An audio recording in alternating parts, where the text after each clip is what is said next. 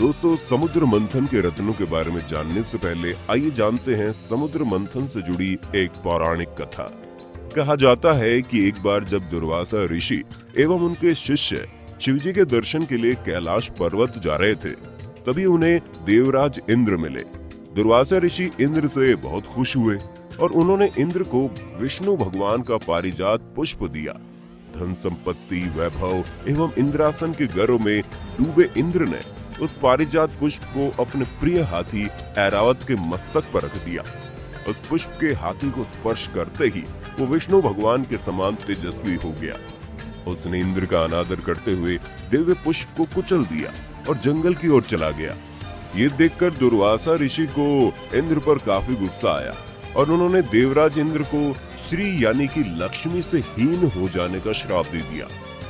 इस श्राप के चलते लक्ष्मी स्वर्गलोक को छोड़कर चली गई। माता लक्ष्मी के चले जाने से सब निर्बल हो गए और उनका सारा धन वैभव चला गया। जब इसकी जानकारी असुरों को मिली तो उन्होंने स्वर्ग पर आक्रमण कर दिया और स्वर्ग पर अपना कब्जा जमा लिया। उसके बाद सारे देवता ब्रह्मा जी की शरण में पहुंचे। तब ब्रह्मा जी ने उन्हें लक्ष्मी जी के जाने का कारण बताया और साथ में ये भी कहा कि अगर उन्हें भगवान नारायण का आशीर्वाद मिले तो वापस सुख समृद्धि आ सकती है। भगवान विष्णु द्वारा समुद्र मंथन का उपाय। इसके बाद सारे देवताओं के आग्रह पर ब्रह्मा जी भी उनके साथ भगवान विष्णु की शरण में पहुंचे। सभी देव भगवान विष्णु की स्तुति करते हैं और उन पर कृपा बरसाने की प्रार्थना करते हैं। और क्योंकि भगवान विष्णु त्रिकालदर्शी हैं, वो पल भर में ही देवताओं के मन की बात जान गए। भगवान विष्णु ने इंद्र को श्राप मुक्ति के लिए असुरों के साथ समुद्र मंथन करने के लिए कहा और दैत्यों को अमृत का लालच दिया। और भगवान विष्णु की इसी सुझाव के बाद हुई थी समुद्र मंथन की शुरुआत।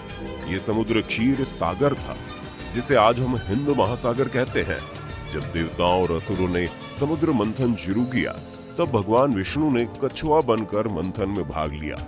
समुद्र के बीचों बीच वो स्थिर रहे और उनके ऊपर मंदरांचल पर्वत को रखा गया। फिर वासुकी नाग को रस्सी बनाकर एक ओर से देवता और दूसरी ओर से दैत्यों ने समुद्र का मंथन करना शुरू कर दिया। समुद्र मंथन में कुल 14 रत्न निकले थे। इन सभी रत्नों से जीवन प्रबंधन के सूत्र भी सीखे जा सकते हैं। फिलहाल चलिए हम जानते हैं कि समुद्र मंथन में कौन कौन से रत्न निकले थे। वीडियो में आगे बढ़ने से पहले आपसे निवेदन है कि अगर यह वीडियो पसंद आए तो वीडियो को लाइक करें, चैनल को सब्सक्राइब करें और बेल आइकॉन को दबाना न भूलें ताकि आगे भी आपको ऐसी ही जानकारी लगातार मिलती रहे। यदि आपने इस चैनल को पहले से सब्सक्राइब कर रखा है तो उसके लिए धन्यवाद। तो चलिए आगे बढ़ते हैं। कालकूट विष। अगर समुद्र मंथन की बात चल रही हो और हम देवों के देव महादेव के विष पीने के प्रसंग को कैसे भूल सकते हैं। आप में से कई लोग जानते ही होंगे कि जब अमृत पाने की इच्छा में देव दानव बड़े जोश से मंथन कर रहे थे, तभी समुद्र से कालकूट नाम का भयंकर विष निकला।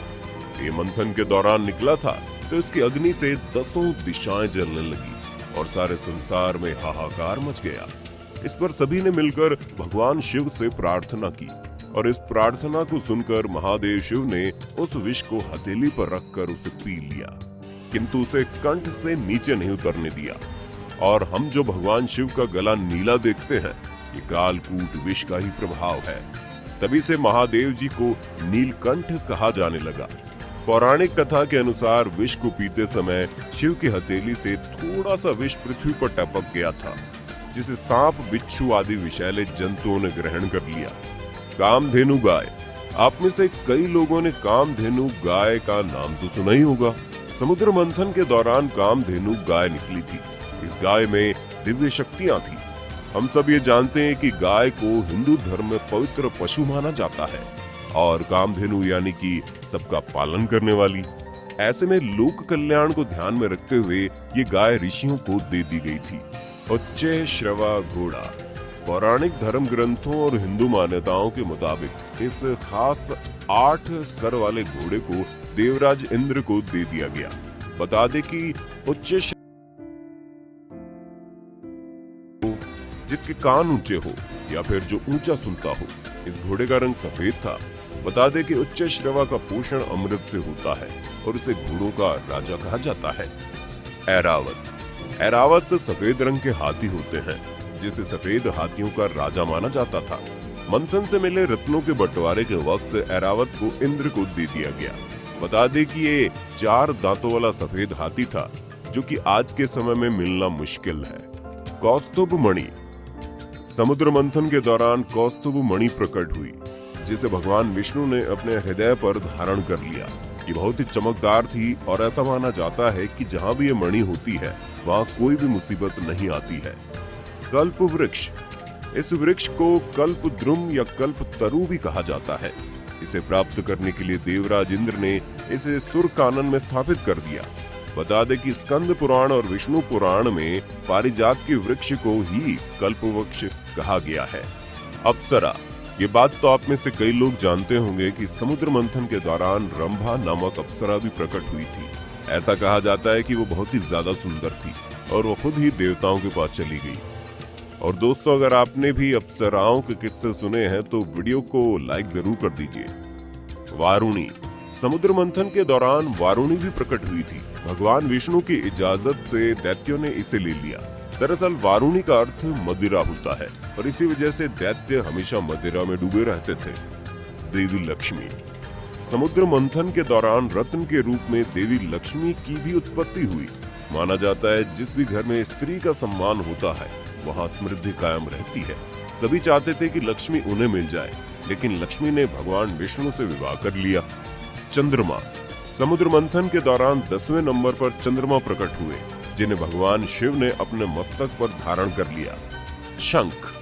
मंथन के दौरान रत्न के रूप में शंख की भी उत्पत्ति हुई थी।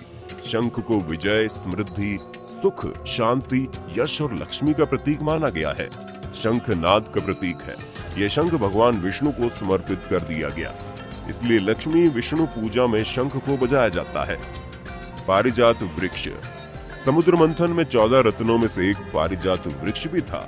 इस वृक्ष की विशेषता ये थी कि इसे छूने से ही थकान मिट जाती थी और ये कभी मुरझाता नहीं है। ये वृक्ष भी देवताओं के हिस्से में चला गया। धन्वंतरी देव। भगवान धन्वंतरी विष्णु के अंश माने जाते हैं और आयुर्वेद के जनक।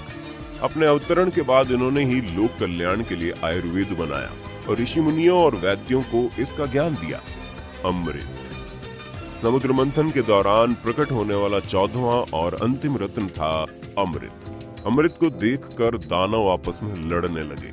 तब भगवान विष्णु ने मोहिनी रूप धारण करके छल पूर्वक देवताओं को अमृत पान करवा दिया। वैसे इससे जुड़ी एक काफी प्रचलित कथा भी हमारे पुराणों में मौजूद है। अगर आप उसके बारे में जानते हैं तो हमें कमेंट्स में जरूर बताइए।